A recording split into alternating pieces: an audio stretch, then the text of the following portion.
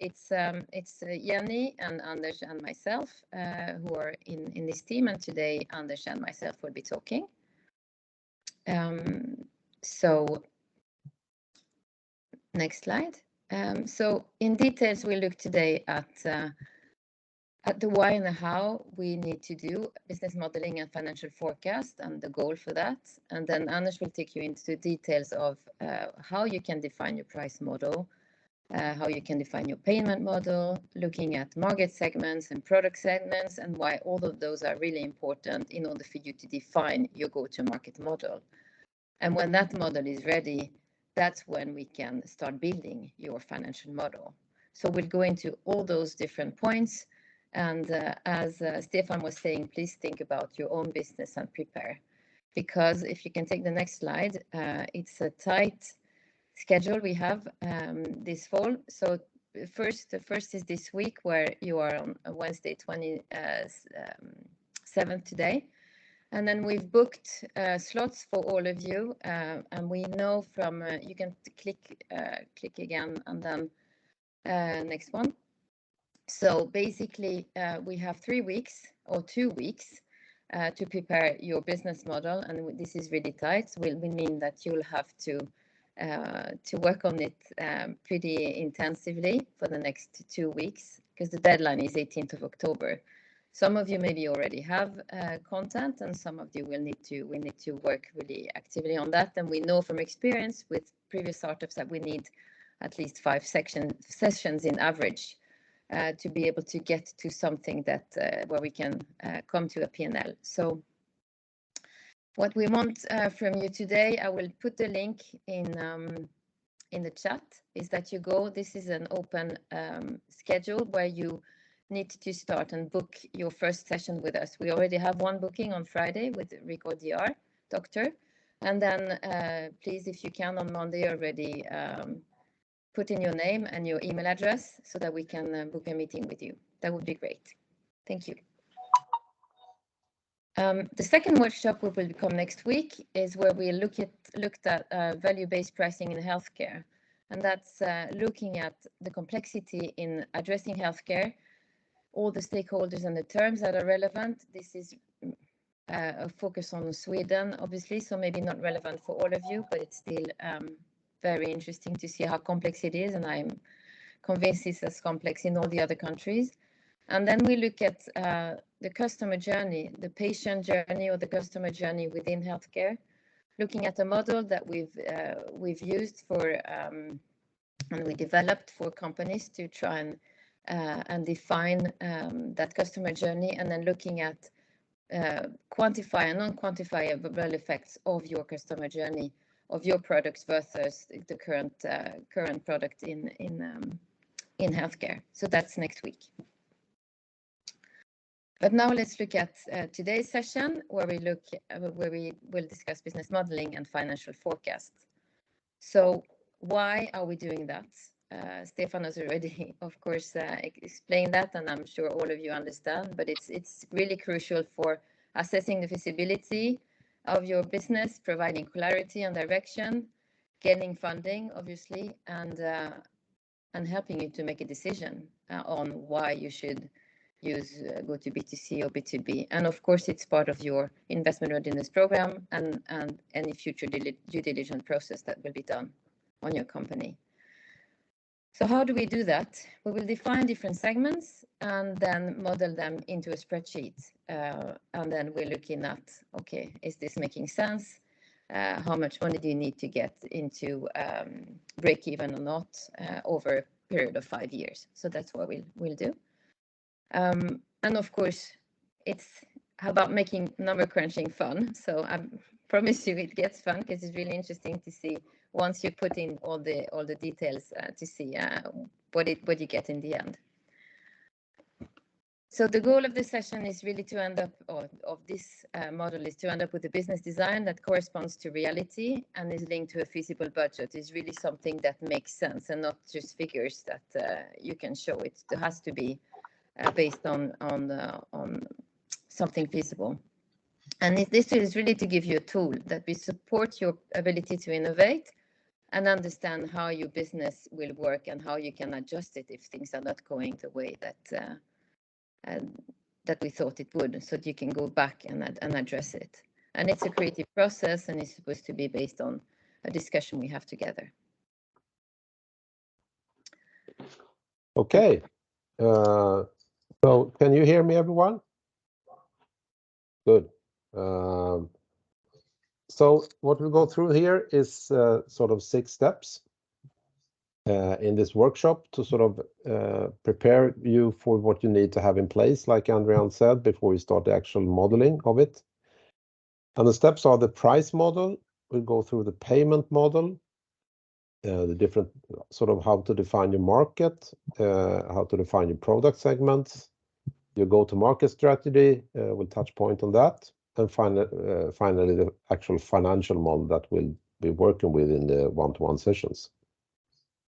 But it's also important to understand during this process all the time, we need to sort of iterate the job. We will find out things while we do this, for example, the financial modeling, that there's something wrong in the model. We need too much money, too much funding, or we don't get the profit within 3 years, whatever. So don't worry if we sort of start looping back during this process and say that you have to look into your market segments or whatever, because that's very natural. And it's actually the goal of working with the financial model in the very end, that we need to go back a few steps and see where did we do wrong, actually.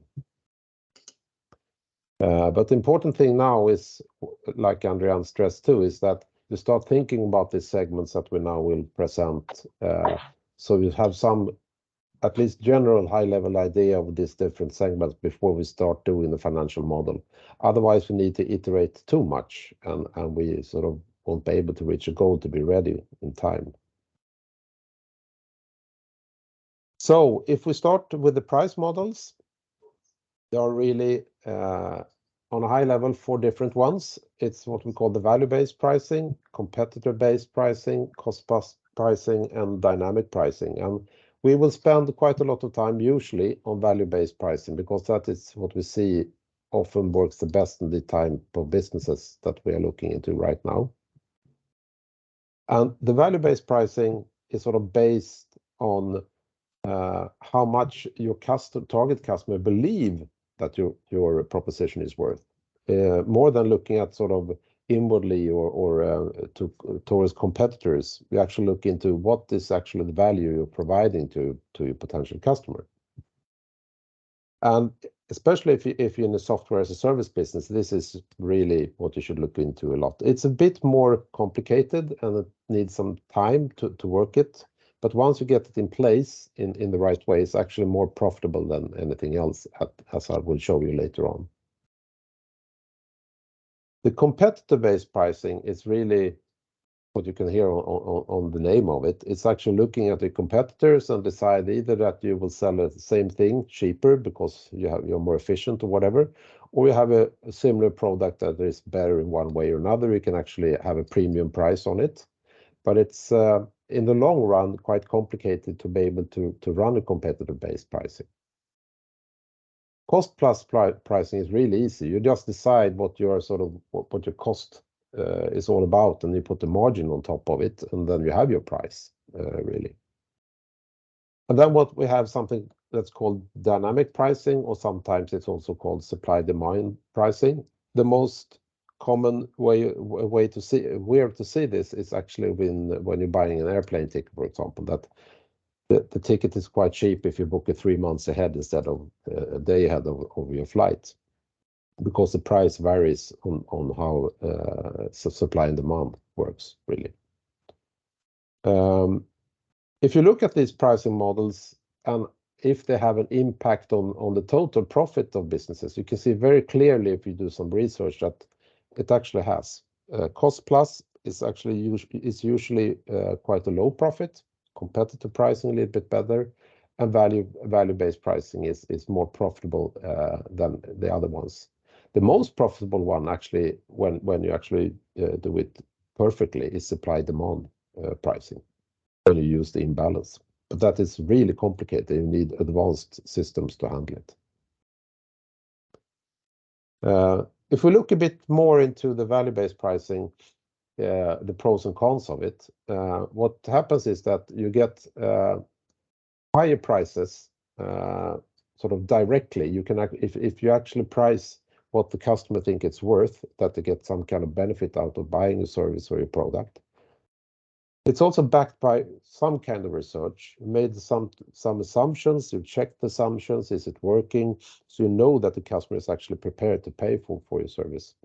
It is also closely connected to what is usually called product-led growth. Talk a little bit about PLG later on, but it actually demands that they have a continuous product development and also on the service side.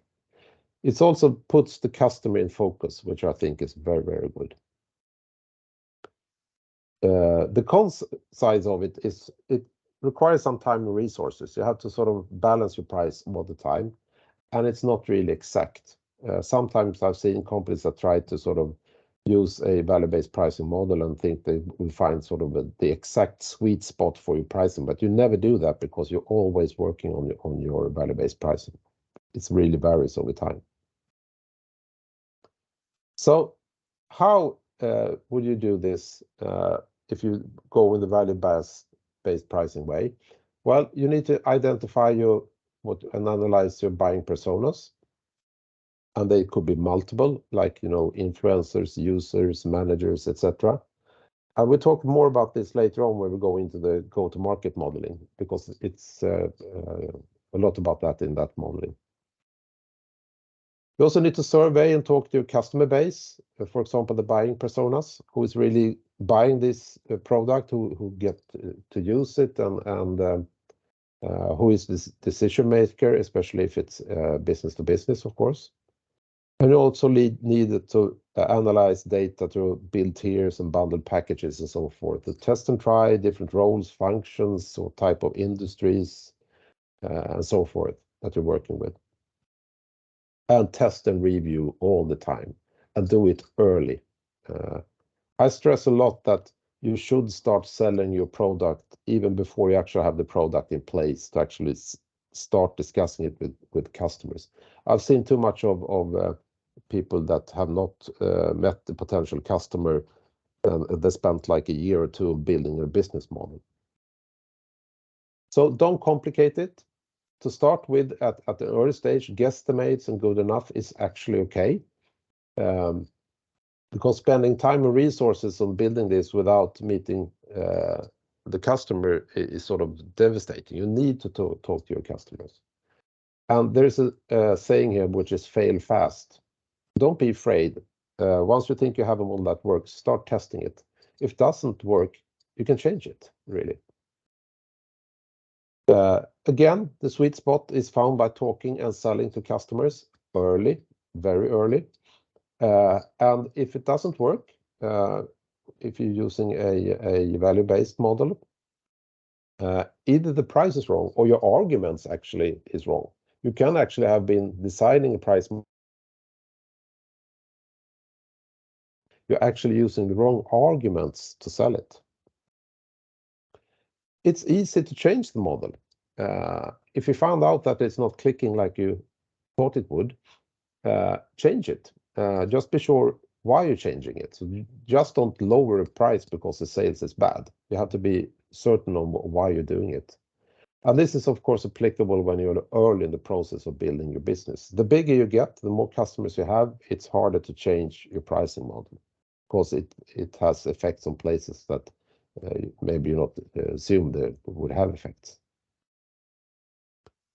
And as time passes, you can also do, based on your services to provide, diverge your pricing, sort of based on functionality. You can have different modules and stuff like that. And also based on a new industry, for example, that is a new market for you, or based on different service levels, like server level agreements and stuff like that. Or to put it very simple regarding this, customer is king when you use a value-based pricing model.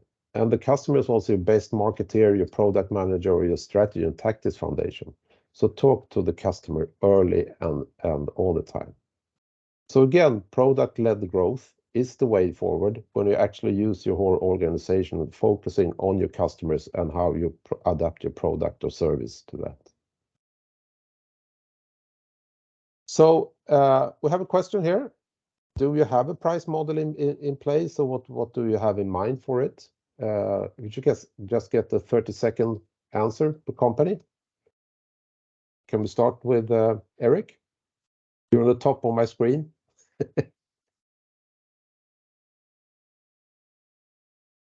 You're muted, Eric.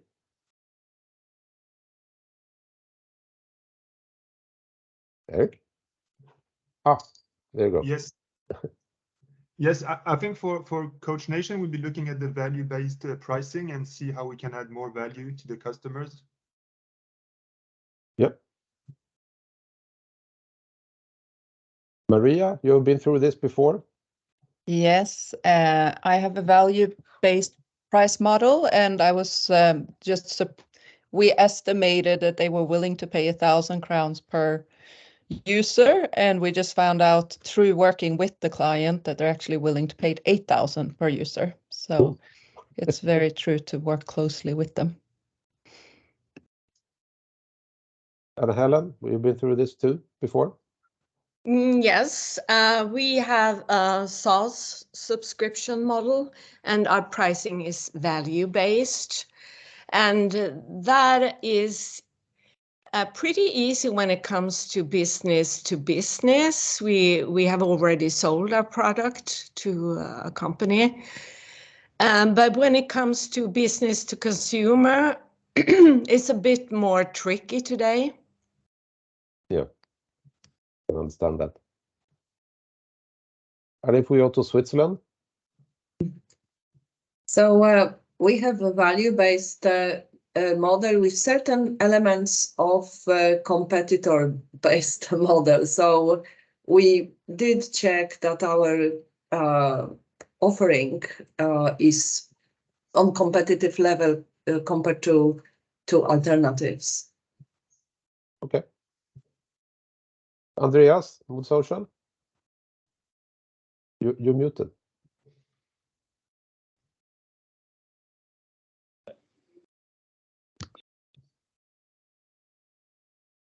You're still muted. I think you open it and close it here. No, here we go. Yeah. Sorry. I mean, we have three different parts where we can earn the money more or less. I mean, we have commission based when it comes to I mean selling events where we take commission, and then we have a more or less value based subscription for the ambassadors. So that's looking into the B2B segment. And also when it comes to ad for our partner companies, which is B2B as well. So I mean that's more or less our ground base at the moment, and we are still looking and developing new opportunities to have revenue streams within the company, so we can have a more. I mean, our problem is that we will need to have some kind of straight line revenue more or less when it comes to, otherwise we will fluctuate so much in the income in the company. So that's what that's the thing that we are struggling with, and what we want to show to investors, that we are more solid when it comes to revenue. Okay, go ahead, Katarina. Yeah, so currently we have a cost plus pricing model because we take a commission, but we also are cheaper. I mean, our commission rate is cheaper than our competitors.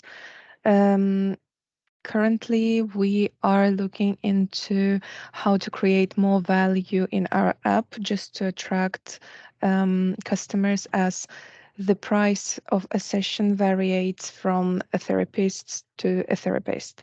So yeah, currently just a commission rate. Okay. Thank and you. Joel? I'm with Coach Nation, so Eric answered. Oh, sorry. No I just problem. see the names. I don't see the company, so I. Yeah, sorry, I need to put it. No problem. So who is left? I can answer from a Record Doctor's point of view. We haven't, we're not yet on market, but we've been calculating like a cost plus pricing. And regarding the pricing model, there's like two options. One is licensing our product to healthcare providers, and another one that could be more disruptive would be like a subscription based for individual doctors. That would make it easier for us to go to market maybe. So those are the ones. Okay. Stefan, could you help me, because the rest ones are just sort of who still need to get an answer from? We have Datatera with Torske. Yeah, we have a value-based pricing for the subscription model, and we consider dynamic pricing for the commission. And we also had Amar joining the session, so you didn't hear the introduction here, but please tell us what's your price model for Repeat right now? Yeah, no worries. I think I understood what the go get. So yeah, in Repeat we got a monthly subscription model for the personal trainers, depending on the amount of personal trainers they have. The amount of clients they have, but only 2 steps, so lower and higher. And then looking to add a transactional fee inside when they're paying inside the app between the client and the personal trainer. Okay. Was that everyone? I think that. Okay, good. Then we go to the next step, which is the actual payment model. How do we get paid? Usually this is pretty straightforward, but at some occasions you need to actually consider how you're using it, because it has impact on other parts of your business. But the important thing is that it should be designed to sort of meet the needs of your customers and nothing else, but also supporting the financial health of your business. We look into that later on, sort of how you can actually build the cash flow, or actually be cash flow negative if you have different type of principles around this. But it also depends on a number of factors, sort of the nature of the product or the service you're providing, your target market, and the size of your actual business, and your financial goals. But it can have a great impact on the business, which is, for example, if you have a SaaS business, which is business to business, it could be, and it's actually quite common, prepay annually, which of course build a very positive cash flow. We've seen that in some of these sessions we've been in, that we can build a really interesting cash flow. We had a case in Norway this spring that we saw fantastic cash flow quite early in their business model. There's also monthly invoicing based on credit, and you also have costs connected directly to your income, and that almost always have a negative impact on cash flow. And if you have a negative impact on cash flow, you will need more funding to get your business flying. So that's why it's so important to look on these payment models, really. You need to take some stuff into consideration. If it is a business to business, or business to government, or business consumer, or direct to customer offer, it has different effects on your payment model. And based on your go-to-market, that we'll talk about a little bit later, is it a self-service, sort of very limited human involvement? For example, it's just the customer paying by a credit card, don't know anything else about it. If you have some kind of inside sales staff working with sort of video meetings or telephones, whatever, it's usually a very volume-driven business, high number of calls and contacts to reach sales, and also a very different level of untargeted and prospects and customers. And usually here you have either credit card or invoicing, which usually gives you 10 to 30 days of credit, which has a negative impact, of course, on your cash flow.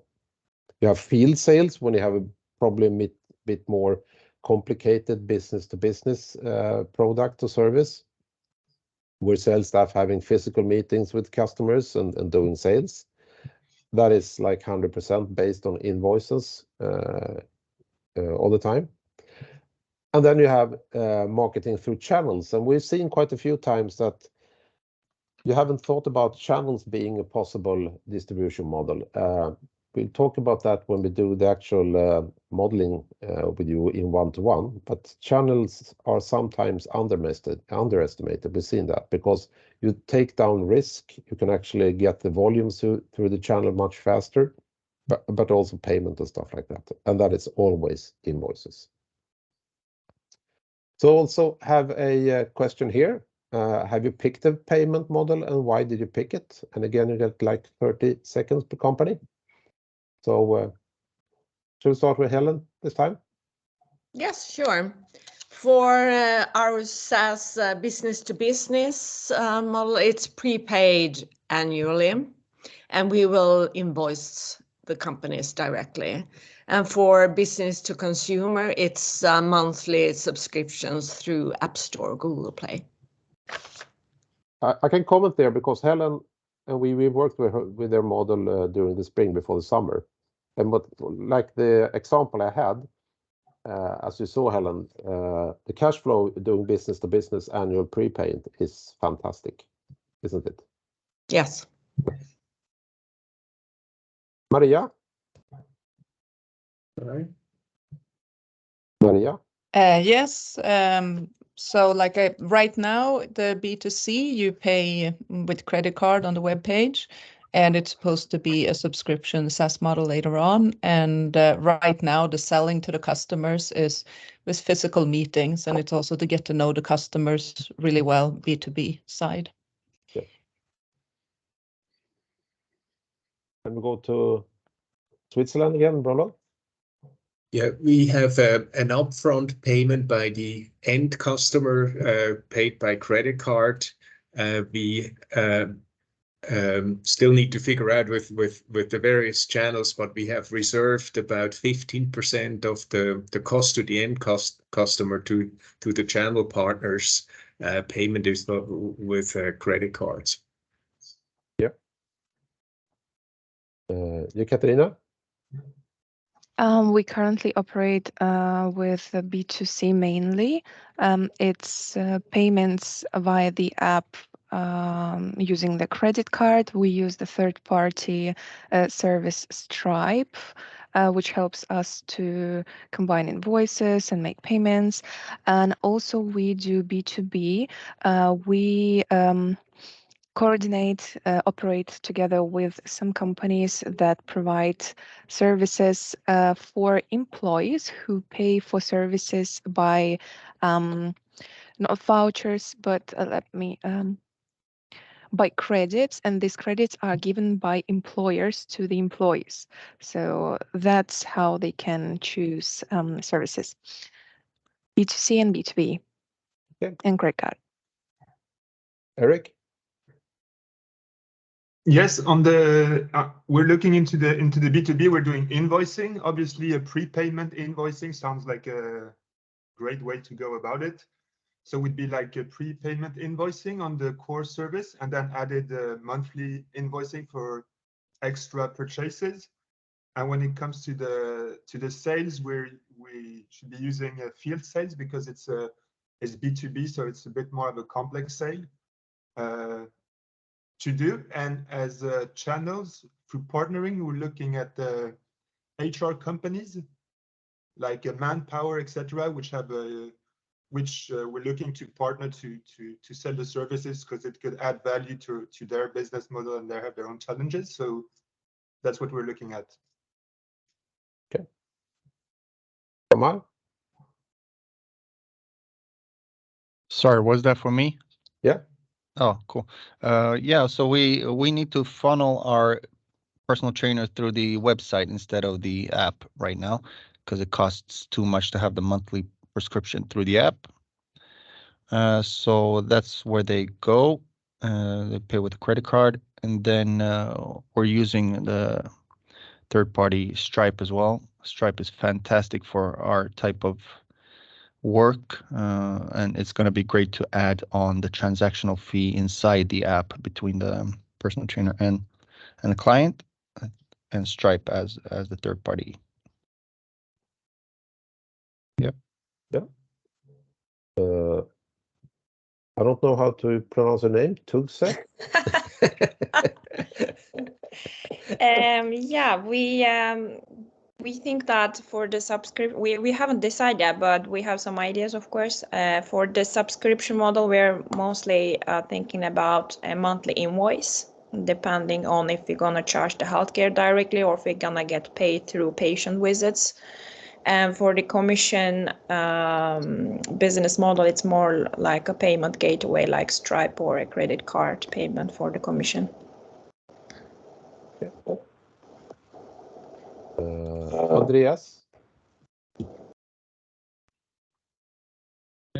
Yes. When it comes to our commission, the company that we have landed as a partner is Ticketmaster, and there we will have a monthly invoice. The subscriptions that we have for ambassadors will be paid by credit card, and ads for our partner companies will be invoiced on a monthly basis.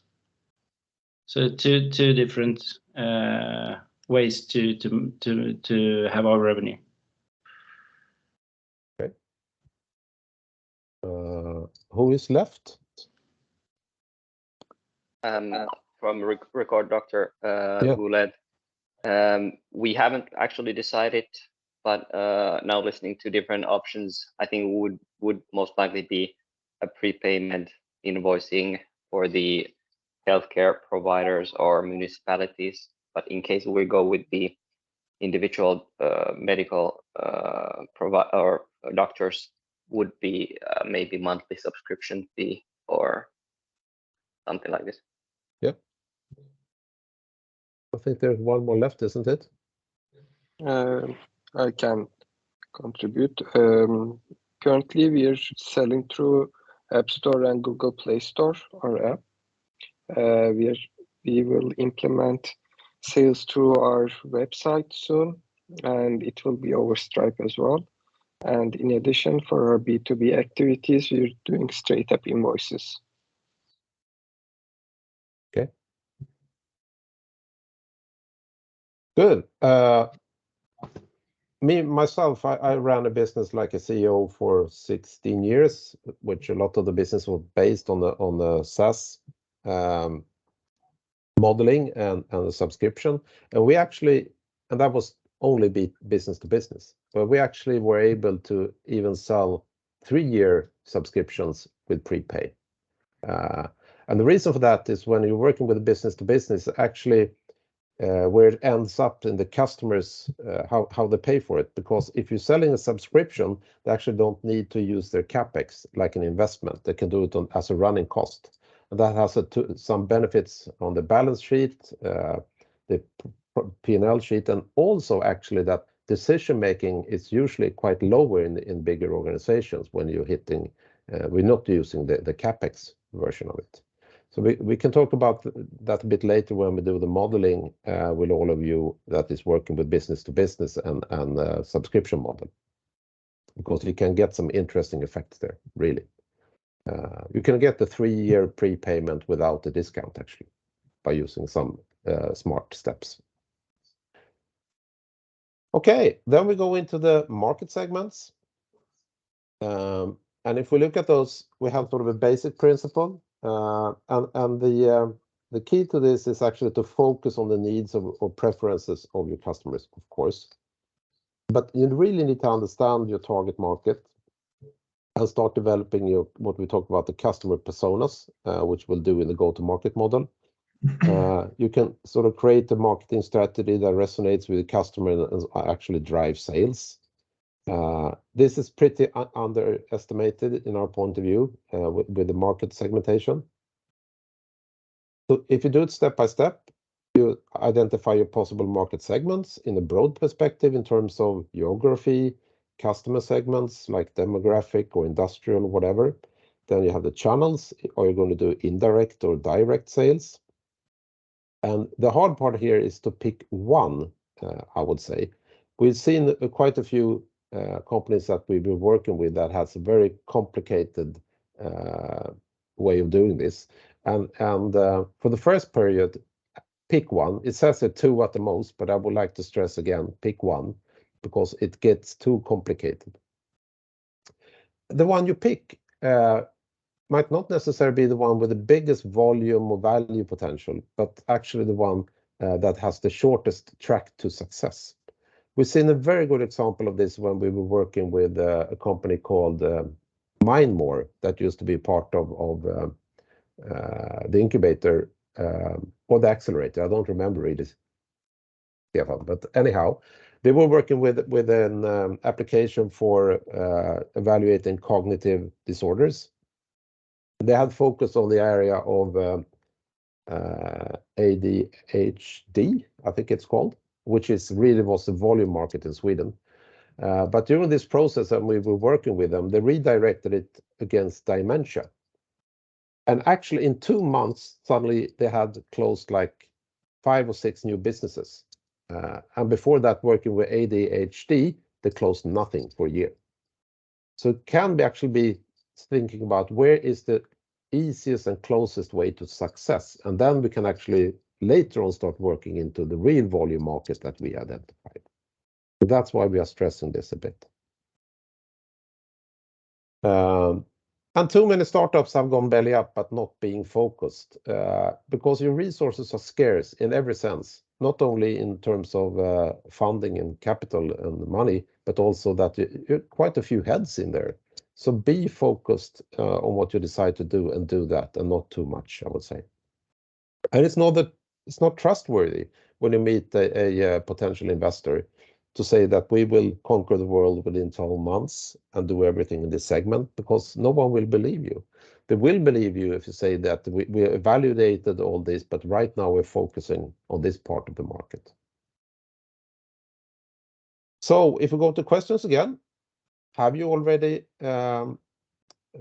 defined your potential market and what is it? An answer in 1, at the most 2 sentences. So this will go fast. We start with Maria this time.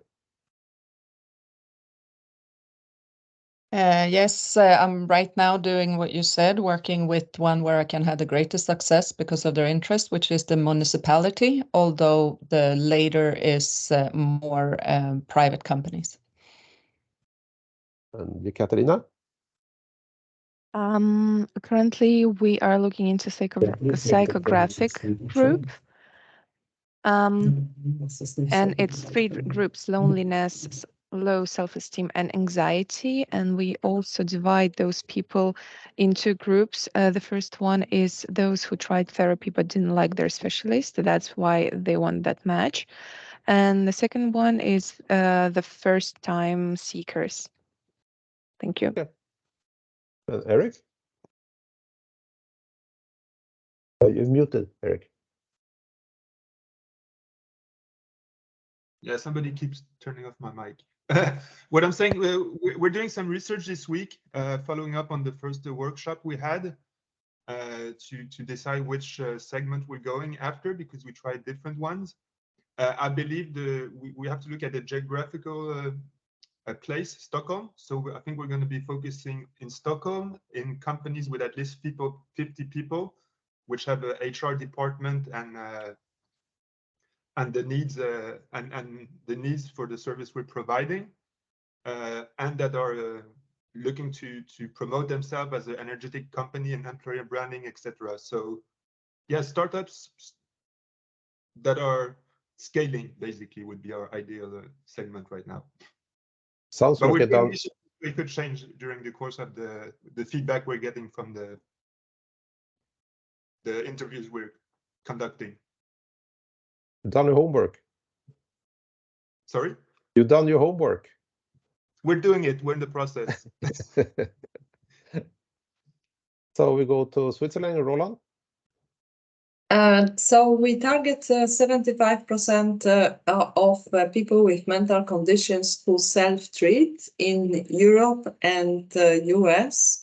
and primarily with depression, anxiety, sleep or stress issues. Okay.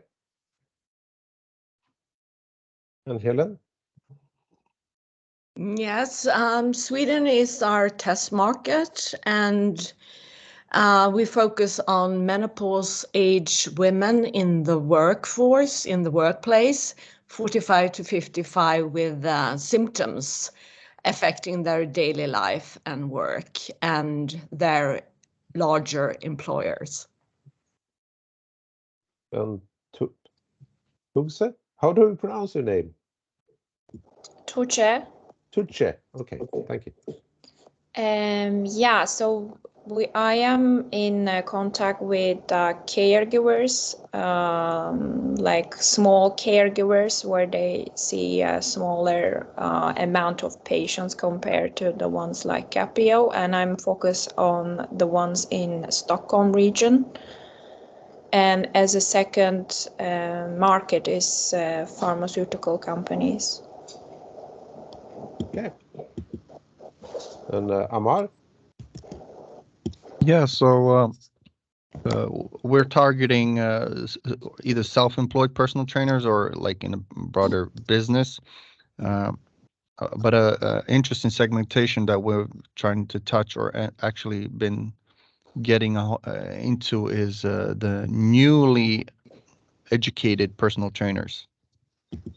That's a good, interesting market. And Andreas?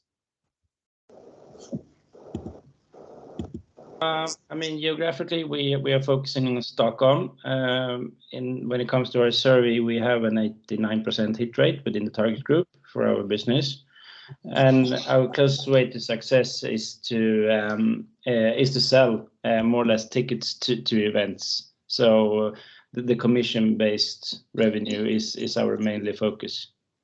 Okay. Goled? We're targeting medical doctors in the primary healthcare in the public sector in Finland, first of all. Okay. And then we have one left, haven't we? Or was that everyone? We are targeting people between, yeah, no problem. We are targeting people between 40 and 65. So preferably people who are under a lot of stress or at risk of dementia due to genetics. Okay. Or well-being, yeah. Thank you, everyone. We go into the next step, which is the product segments or segmentation. What we look into here is, again, a basic principle where we need to identify your customer pain points. This is something that is very important later on when you do pitches for potential investors, I would say. This is a place where they, besides all the numbering and the number crunching, this is what they really want to see, that you're actually hitting a pain point somewhere. In some cases, actually, you're solving problem that your customer is not aware of. That sounds a bit strange, but it happens. And in this case, you have a longer route to success, but perhaps a really great one. I think a very good example on that is actually the smartphone. No one knew they needed a smartphone when iPhone was introduced, because no one had seen one. And now everyone is using a smartphone. So that is a good example of actually solving a problem that you were not aware of that you had. To start with, you need to define your service or services. If there's some kind of hardware or other complementary products connected to your product, whether it's multiple services or when you start marketing it, it could be like a freemium, a premium with extra services or function. It could also be leveled, that you have sort of a bronze or silver and gold version of your product or service. And you can go on like that. But the most important thing is that you need to connect this to actually go-to-market model later on that we'll talk about. A good thing here is to have an idea on how to make a product or service sticky, because by sticky it means that there's something within your service, your product, your offer, and the pain point you're hitting that makes it really hard for the customer to actually step away and stop using your product or using a competitor product. So have you already chosen your product segments? And if yes, what are they? Shall we start again with Katarina this time?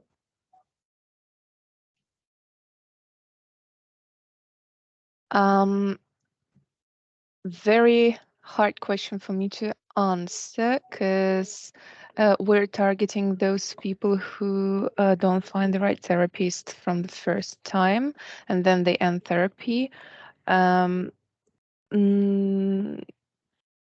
Yeah, that's my answer for now. I'm a bit confused. I'm going to listen to other answers. Yeah, but I can sort of redefine the question a bit. Is that you probably have competitors, sort of.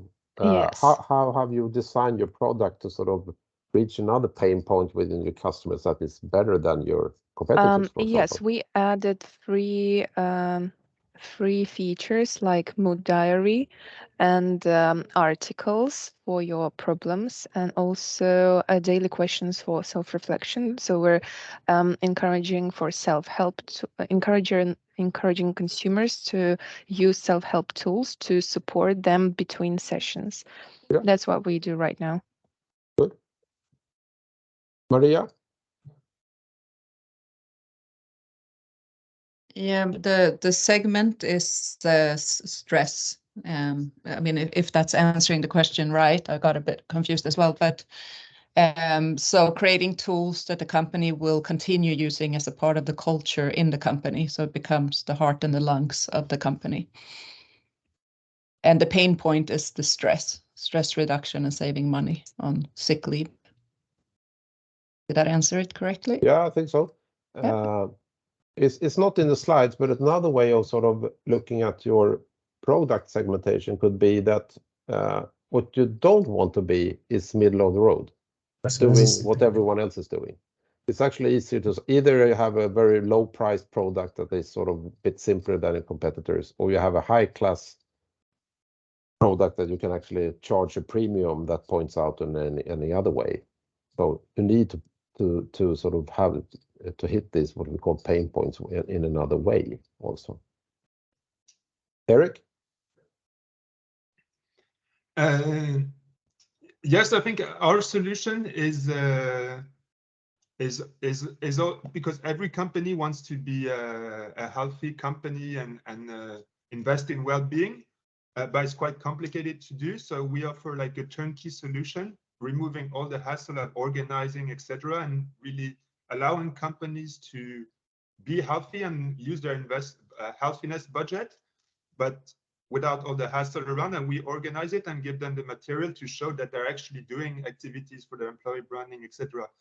And I think when it comes to the stickiness of our service, it will really be the quality of our service and the employees actually loving our service, basically, because there will be our advocates within the company for the Coach Nation service, because it's really about changing the DNA of the company and energizing the company culture, basically. Yep. And then to Roland in Switzerland. We are not sure that we understand product segmentation very well yet, but what we believe that it is, we could offer product within 10 categories of mental conditions, but we have decided to focus on depression, anxiety, stress, and sleep disorders in primarily due to focus on other issues. I think I don't go farther because maybe it's the wrong direction. So I need to market segmentation we understand, but product I think we need to understand it better. I mean, it's like if you have your market segmentation, usually you will have competitors one way or another, if not invented something brand new. And with product segmentation, we mean how you address this market that others are addressing too with your product. How can you segment your product to actually sort of find another pain point, have another offer that is more interesting or whatever.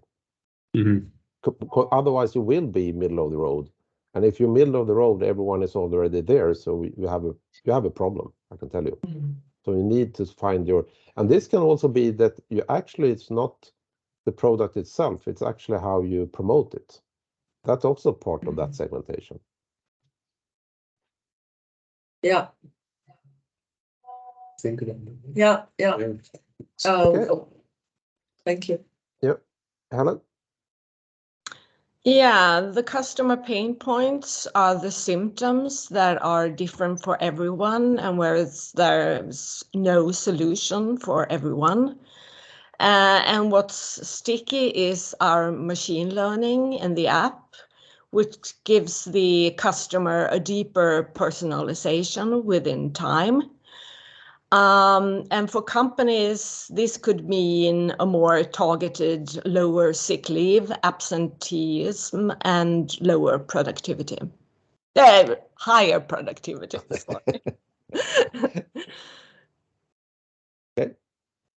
Tuche?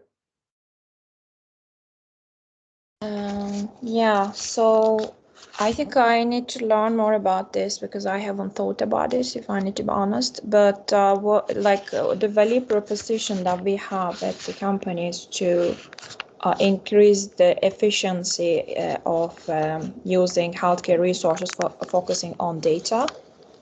And what we want to achieve is to support digitalizing the patient experience in healthcare. But how I should segment this, I need to think about it. So yeah, good. Amar? Right. So we got competitors doing a little bit of a all-in-one solution as well that we're doing. But what we're really doing well and focusing on is doing it the best by app, through the app, not just web-based. Yep. That's the biggest answer right now. Yep. The pain point for our personal trainers is that it's scattered. They're very scattered in their communication and their administration when they're working with their clients. So we're trying to be the best bridge between the digital and the physical, work that they do. They don't need to choose. So, yeah, thank you. Yeah, Katarina, did we pass you? Yeah. Yes. Then we have Gulen. For us, we don't have yet like exact similar competition in Finland, but we've thought of this product segmentation since our tool would give the medical doctors maybe an hour or 2 hours more time in their daily work. Instead of just filling that up with other patients, maybe we should segment us to give more like well-being and a better patient-doctor contact, and so that we would segment our product to be something that gives a well-being to the healthcare workers, so that would reduce the stress of the paperwork and would give time for the patient and the doctor to really connect. Okay. And Ennis?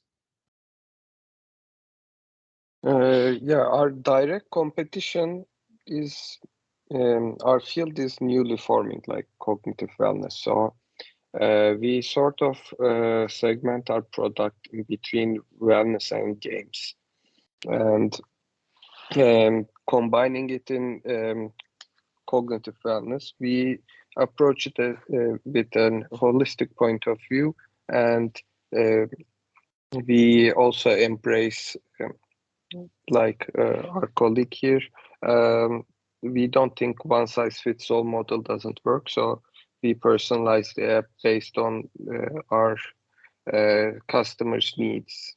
And actually, we like to use the term on your terms.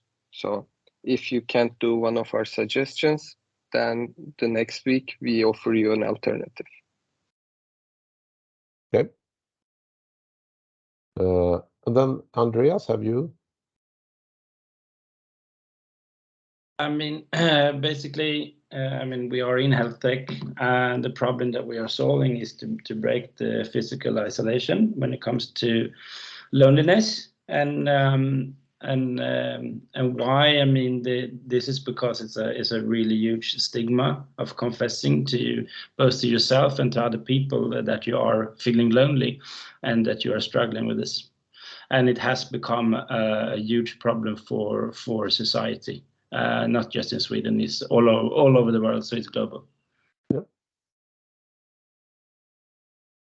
Okay, next step, go-to-market strategy. This is a model that we've been using quite a lot during these sessions.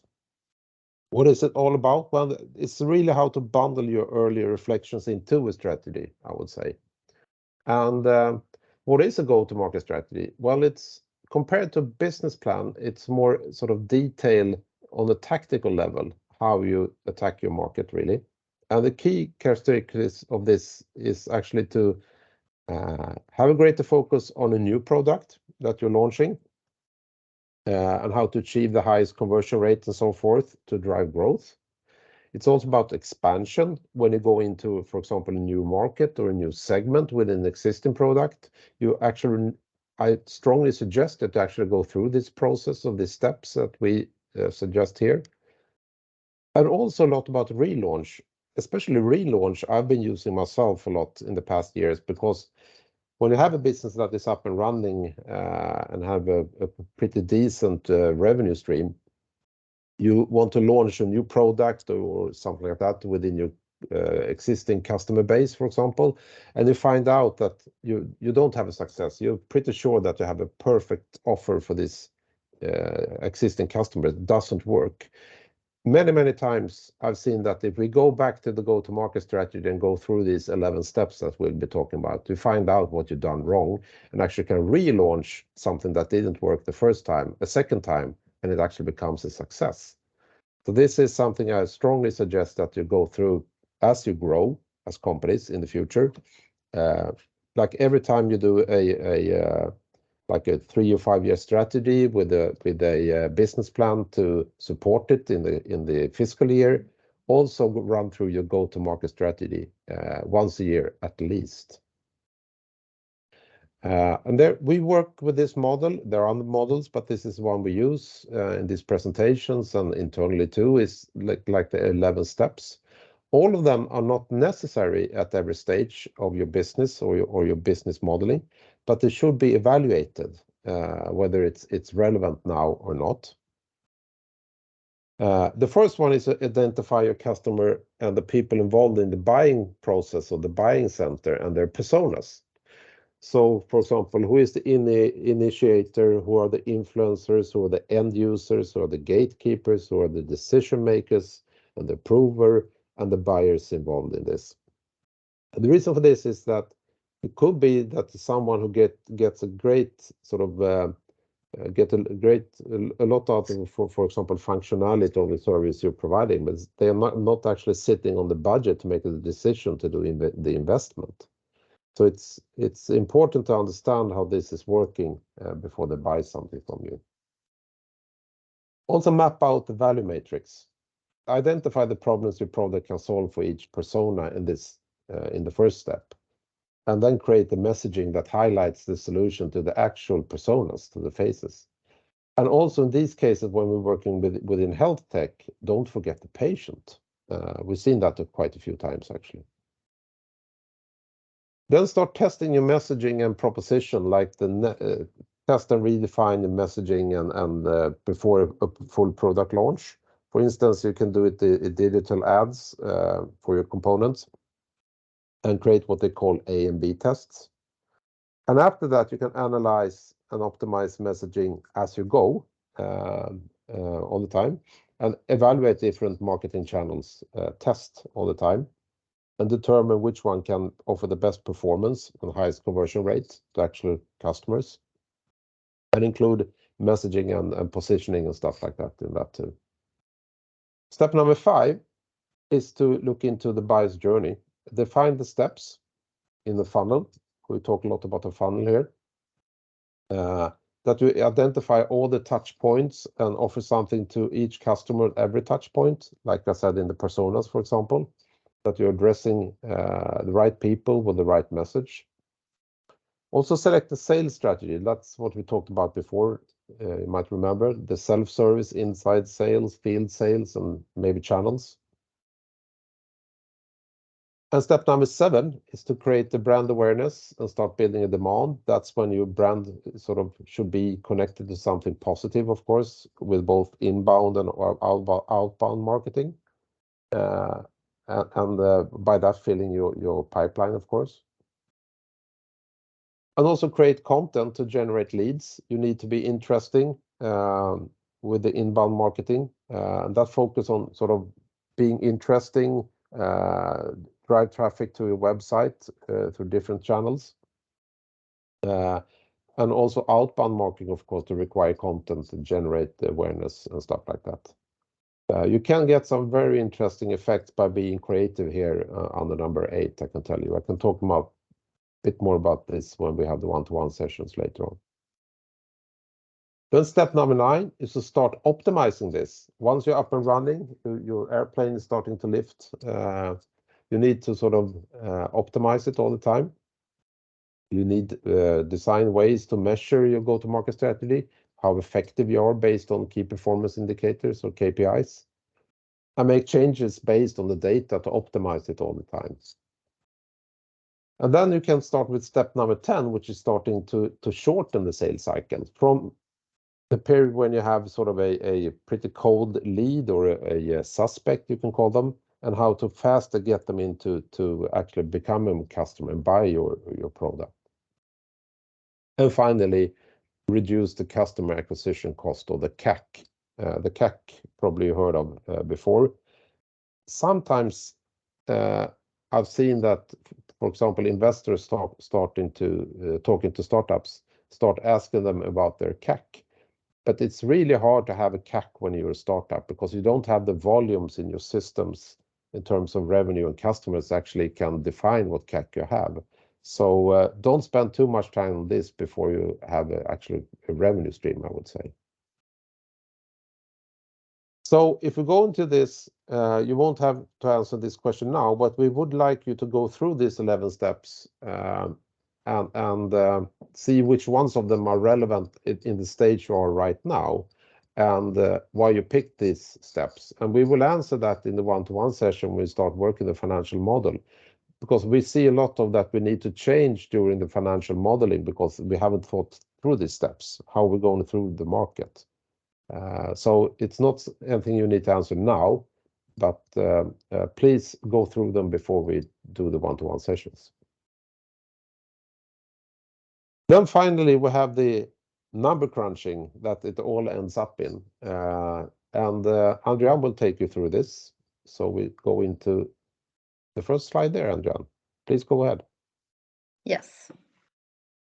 So there, the goal is to end up with a tool that will support your ability to innovate and design and redesign your business model.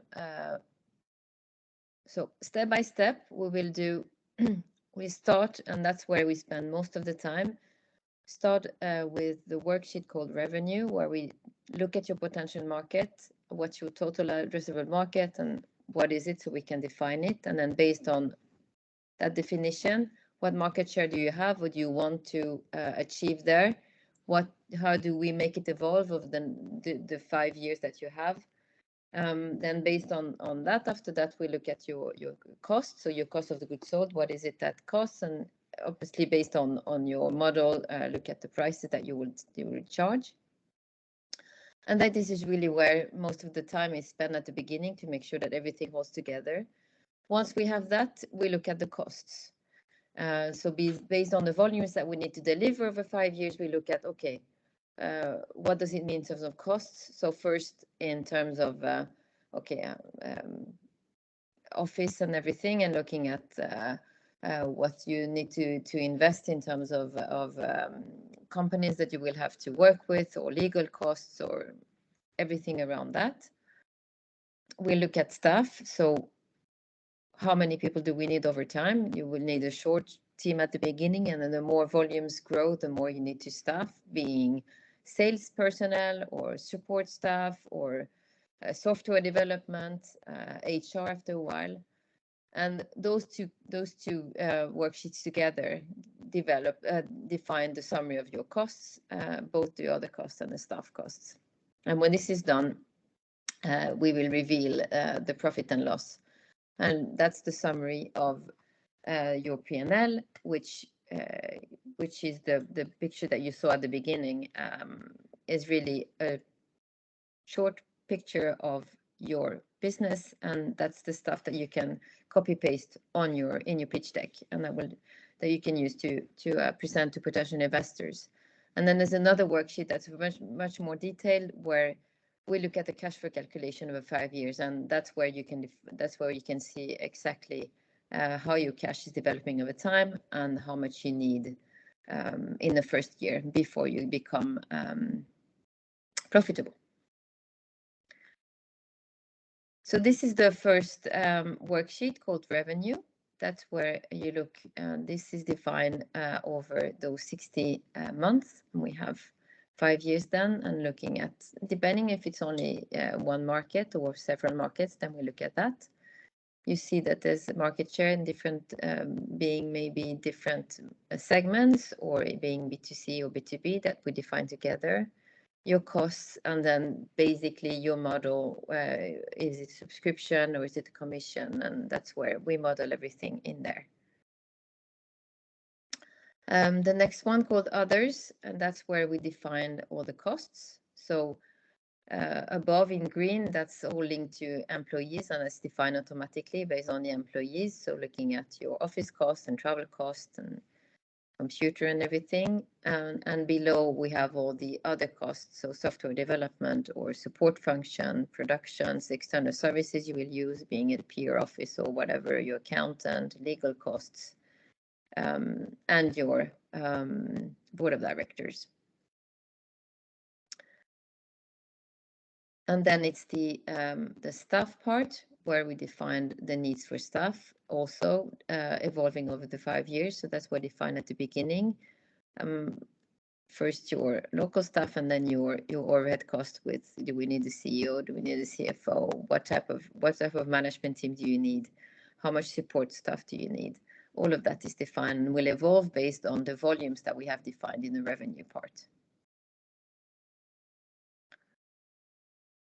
And that's the developed P&L part, where you can see above all the revenues first on the revenue stream. Below that you have the cost streams, and then the net sales with the EBITDA margin, and then below the cash in and out with the cash flow that's accumulated. That's where it's being summarized then in the next one, which is the P&L short. That's the one that you can use when you present to potential investors, with the 5 years on the top and the different results, the cash flow, and then below all the assumptions that we've made. So based, for example, on in this case, it's a business with a subscription, where we see exactly if it's prepay or not, what is it, what subscription per month, and all of that, and then defining exactly, being an example on what the market is and how the market share is evolving over time. So that's it, and all of that, this data you can copy paste then into the model that you'll have to deliver for the RL.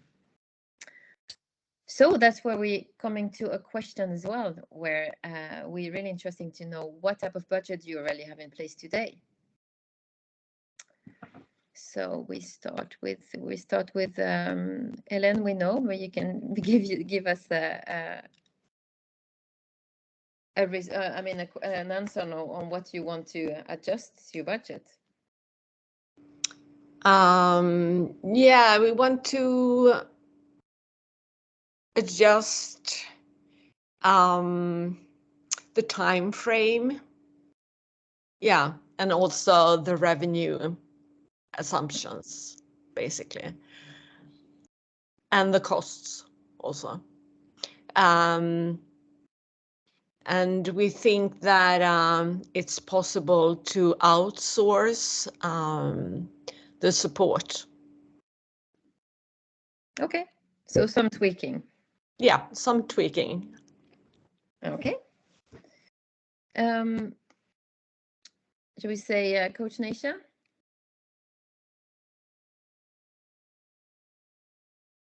You muted, Eric. Yes, I'm muted again. Yes, as we were operating for a few years, we tried different business models. So we had different budget for different budget models, everything from building a gym to doing an application based on coaches to clients. I think where we are today, we need to redo this exercise for the B2B, which we will be focusing on. And I think that joins basically the pricing model. I talked about the value-based price modeling. That's what we want to kind of determine what value we're bringing. But I think in the first step, we need to do this cost plus pricing. Yep. In order to, I think that's one thing we need to do, the cost plus pricing, and that's with the budgeting. Yes. Okay, Mode Social.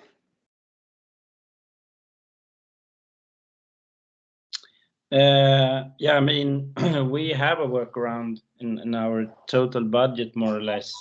We are fine-tuning with our latest idea at the moment. So, I mean, I think we have a good overview picture of this, and especially what we're going to focus on when it comes to revenue and the most important things, because I mean, our mainly problem with our business, I mean, with the whole idea, is that we need to start showing for investors that we can make money and that our service is needed out there.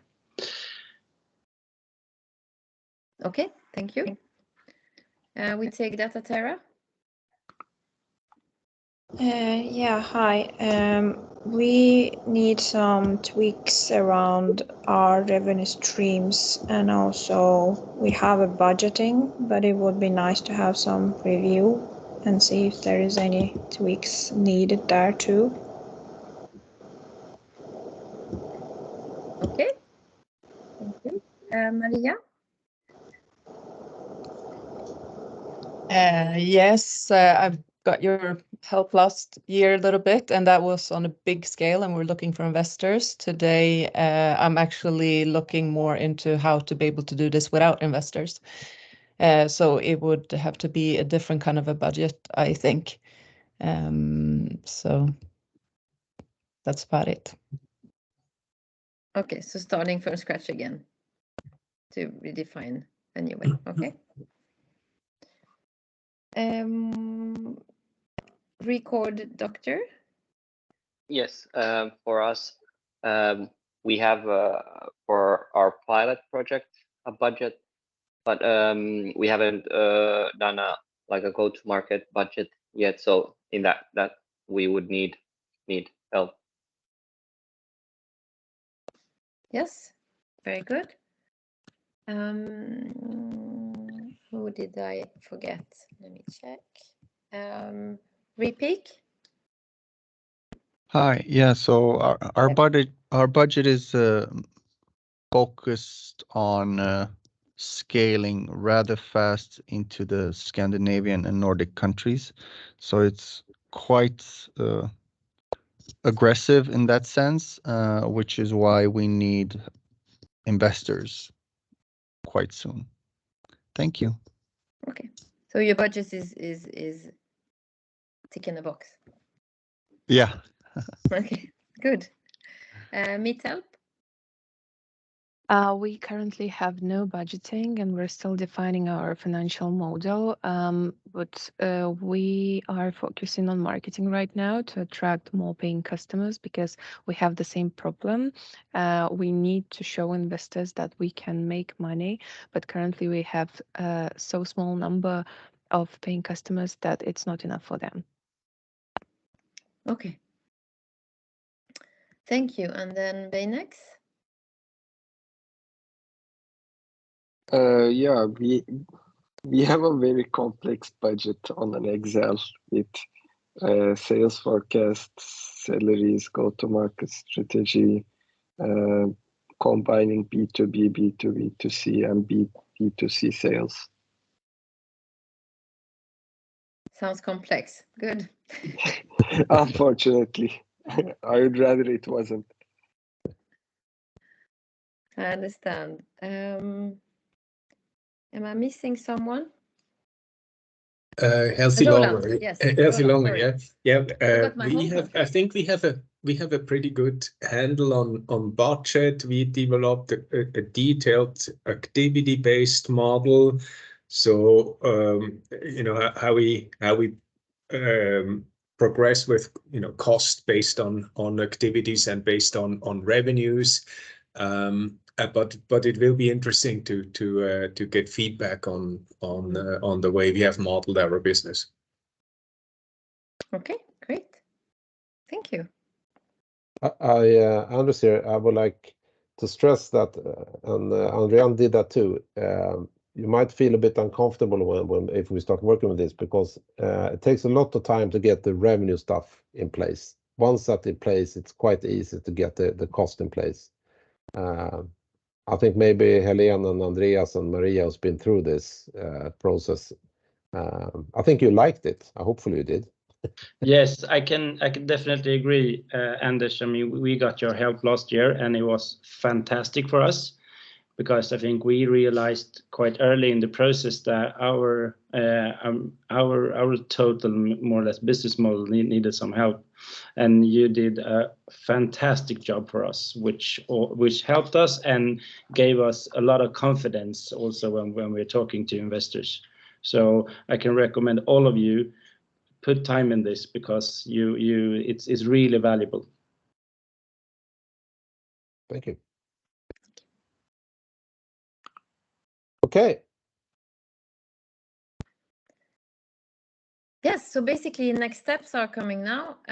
So with the, I mean, it's also that we've been discussing that Anders has been presenting earlier today. So start defining a potential market or think about it. I've got the right one. Am I focused enough?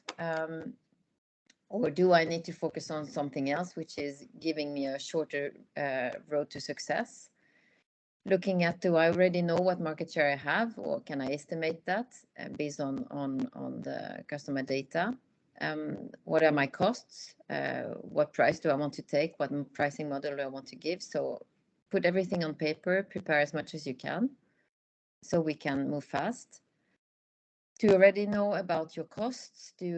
What are your needs for external services, accounting, finance, consultants, all of that? So everything you know you have or you will need, put it down on paper as well. So we have that. This will be discussed together if you have an idea already on what stuff you already have. So that's the base that we start from, and then we'll define together based on your volumes what you will need to adjust and how much stuff you will need over time. And once you gather the facts, you book the one-to-one. But as I told you earlier, we don't have so much time, so we'll do we'll have to work fast and gather all of that from the answers that we got from all of you. It seems that most of you have already pretty good idea on the content and on how to answer that. So we're looking forward to the sessions with you. So I think you can go on the next slide on this.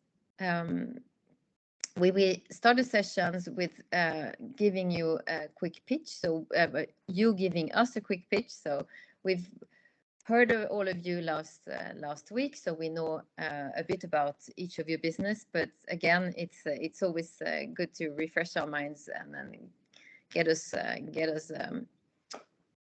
even more information and get it first-hand information from you before we start working on the business model.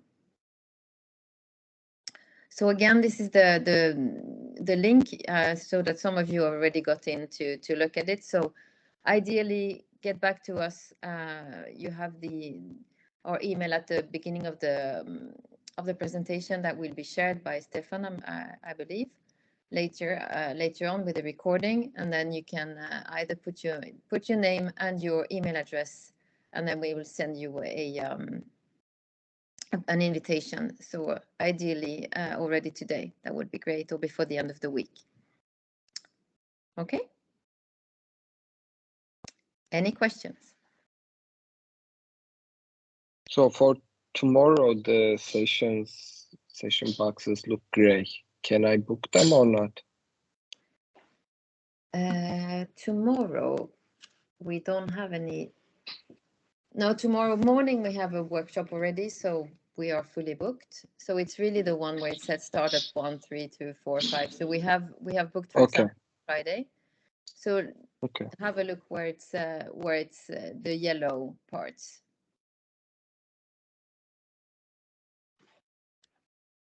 Okay. Yeah. Thank you. Okay. Would you go back to the slide with factors that we need to define to book the session with you? Of course. Thank you. And I would just like to give a quick comment here so you see how this fits together with the investment readiness process. I think this is actually a wonderful way of linking your budget to your business model. And that is something that not all companies, but most of the companies you do a budget, here's the income and here's the cost. But here we actually link the revenue stream, the income, directly to your business model. And it becomes very tactical in that regard, that you really need to think of how you're actually going to do this. Instead of just saying we're going to have a turnover of 1 million SEK or whatever.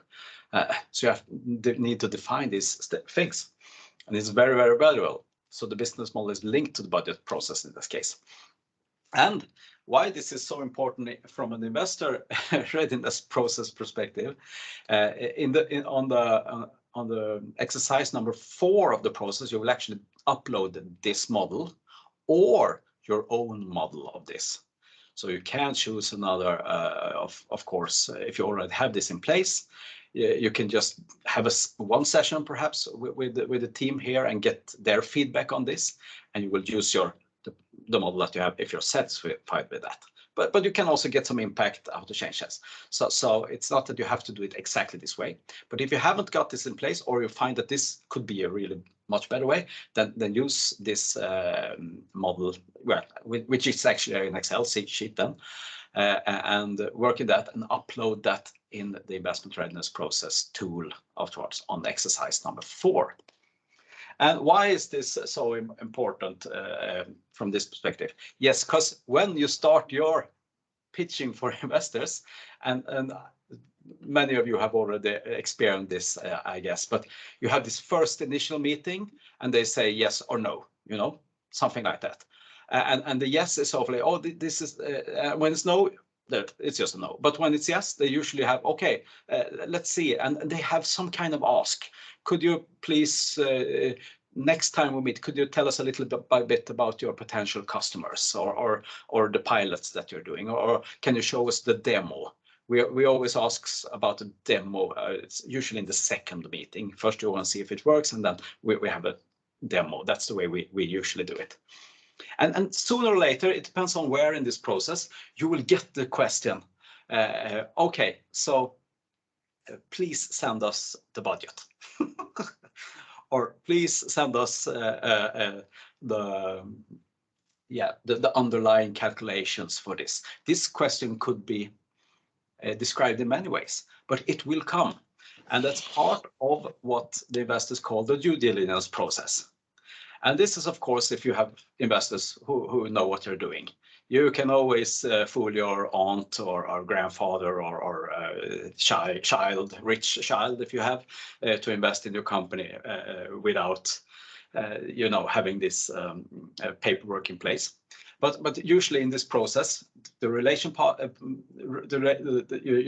relationship part that you start with will come to a due diligence phase. And that's where the magic happens. And the way that we're going to talk about that later in the program, is the way that you do this is that you build what's called the data room. And the data room could be in Google Docs or Google Drive or Dropbox, or could be services providing this kind of service. And that's the data room where you can just give all the pitch deck and the budget and the market strategy and all these files in one place. And you give the investors access to this area, depending on how much information you want to share and depending on how early they ask for this. But in the end, you need to show them everything. And that will be your registration certificate. It will be the cap table, of course. And when you come to that phase, what usually happens is if you're too early, if you're trying to scale too early with investors, they will ask this and you will be at, oh, we need to do a budget in 24 hours, and you do something crazy or stupid, or you say, we'll need to come back to you in a few weeks or something like that, or because this takes a little time, and the interest drops, But if you after, for example, the second meeting, and they ask you, well, show us the numbers behind this slide in the pitch deck called, traction or financials or budget or whatever you want to call it. You can just, sure, I will send the link to you after this session. And you end the meeting, you go to your email and you just write, hello, very nice to have this meeting with you. We would really like to continue discussions. Here, I would like to invite you to our data room. Here you can see all the files that you talked today, but also this, and you can have a list in the email prepared already, where you can see, yeah. And please have a look through and see on this. And in our next call, we will answer any questions that you have regarding this data. And these people really deliver. It's what you get when you get an email 5 minutes after the meeting with all this information. Yeah. But you shouldn't do it immediately in the first meeting. But it's when they're really interested, in this phase, and then you really show that you can deliver. It's so valuable. And then they will look at all this, and they will get totally confused and just say, "Oh, too much numbers." But actually, these people seem to have thought it through. At least they have worked with it and have a plan and so on. And they might go in to look into the figures and the numbers and just see, why is this number? Why so many staffs? Why this kind? They can actually do that. But the most important thing is that you actually, it looks like you've thought through all this stuff. And every investor knows that this is guesstimations, that you need to guess, of course. But it shows them is this realistic or unrealistic in a way, and you can actually show how your plan develops over time. So that's the goal that we want to have, and that you can close your investment round, if you want to do that, more quickly and easier and save a lot of time for both the investors and on your end. And sometimes you will get some feedback. Oh, you don't need that much of stuff, or you need lots of more stuff, and so on. And then, okay, you can adjust it, and you can just upload a new file into the data room. And if you have had many relationships with investors before, you can give them an email and say, hello, we've had discussions before. We just want to inform you that we have now updated some of the numbers in our data room. We think that our new offer is better than the one that you saw. So if you're interested, please have a look in our data room. You're always welcome to contact us if you want to discuss this further. And just send that to all the contacts at all the meetings you had. And maybe they are interested now. maybe not, but it saves you so much time. So I hope that clarified how this, is a part of the structure that we're trying to build here. Yeah, thank you. And what's called investment readiness. And to avoid what David talked about last week, premature scaling, you're trying to scale before you have done the homework. This is things that, it has to be done. Yeah. And we're forcing you to do this quickly, because it's better to get feedback quickly than to have the perfect model, because it will change. It will change. So just get the work done. Yes, that was my comments. Do we have any more questions to the team here today, or from what I said? I have one question. Yes. So if I understand it properly, we can book one session, right, with them? Yeah, you will book the start session, and based on that, there you will see what do you have today. Do you need to do the new model like this? Something. So just book the first session now, and you will book the other sessions with the team afterwards if needed. So it will be different. Okay. Some might be sessions, some might not. It depends upon. Yeah. Because we thought we were not really ready for a session, but we will book it to see where we are. Yeah, you can do that if you want this first feedback. But as you see, you need to make some decisions here and that's what they showed in the last list here. That the work will get more efficient if you actually make decisions about this. You really need to decide a price or a market and the stuff that showed here, or at least an idea about the answers. So when we have all this information, we can book the session. Yeah. Okay, good. Yes, Eric. Or you can just book it and I got it this time. Hypothesis before the meeting, Yeah, but first, thank you for a very interesting workshop. I was wondering if we could get access to the slides of the presentation. Maybe. Absolutely, yes. Yes, thank you, Andrea. We'll do a PDF of the slides and then Stefan will share them with you, right, Stefan? Yeah.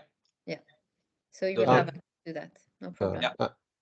And Joe will answer your question a bit more, and to everyone else, is that when we do the first session, or actually in every session, what we do is that we focus a lot on the spreadsheet, sort of what the data do we need, and in the actual meetings we do that, and you probably get some homework between every session that you need to sort of, how big is your market in Sweden in this area, for example, in the market side. So you get some homework all the time, and during the periods between the different sessions, me and Adrian will build the formulas and stuff into the spreadsheet. So next time we meet, we have a more sort of substantial spreadsheet to work with, and we can add the data that we agreed that you will find between the sessions.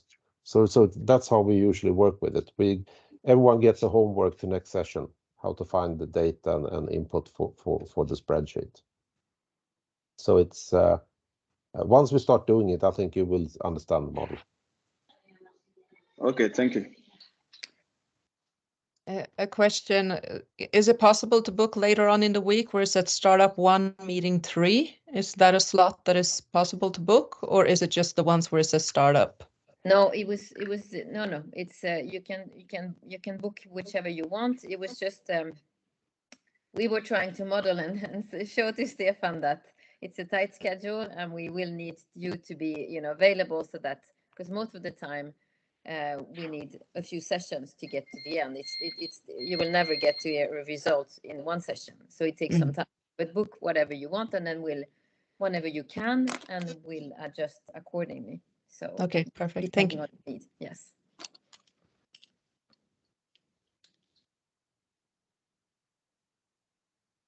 Okay. Good. So do we actually book the meeting in the spreadsheet, or do we send an email? Add your name on this, choose a slot, and you put your name in there. We have your email, so we know how to get in touch with you, Ellen. That's no problem. So pick a slot that's available, and then I will send you the the Google Meet invitation. Okay. Okay. Because I don't see it sort of say I've put my name in a box here, but I don't see it being saved. So that's the only thing. Yeah. See if you can see it, Andrea, in the document, or else you can just email each other. Yeah, and that. yeah. Yeah. Mm. Okay, I can get. I see you in there, Helen. So it's good. No problem. It's in there. Yes. Thank you. Yeah. And thank you very much for a great session. I'm thinking of all these things for our business model, of course, for Digital Ventures, but other startups ideas I have. So this is so good to do the actual work in your head at the same time. I took some really good notes here, I think. So thank you very much. I sent out a link, just some practical information to the program schedule. I hope that you received it, that you could see. And we also, Dasha will also put the links to the different sessions as you book them in the document as well. So if any problems with the sending out the invitations, you will also have it in that document, just so that you know. So that's a good thing. And now when I'm thinking about it, we will also add the email addresses and contact information to all the coaches in that document, so to have all the information in one place. And lastly, in the end of that documentation, you also have a list of digital previous recorded digital solutions, like sessions that we had so far.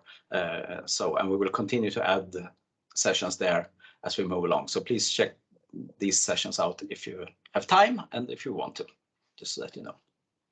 All right. That's about the practical information. So thank you very much again for great sessions, and looking forward to seeing you again very soon. All right. Yes. Okay. Thank you for today. Thank you, Thanks, everybody. everyone. Bye. Thank you, guys. See ya. Okay. Thank you for today. Bye. Bye bye.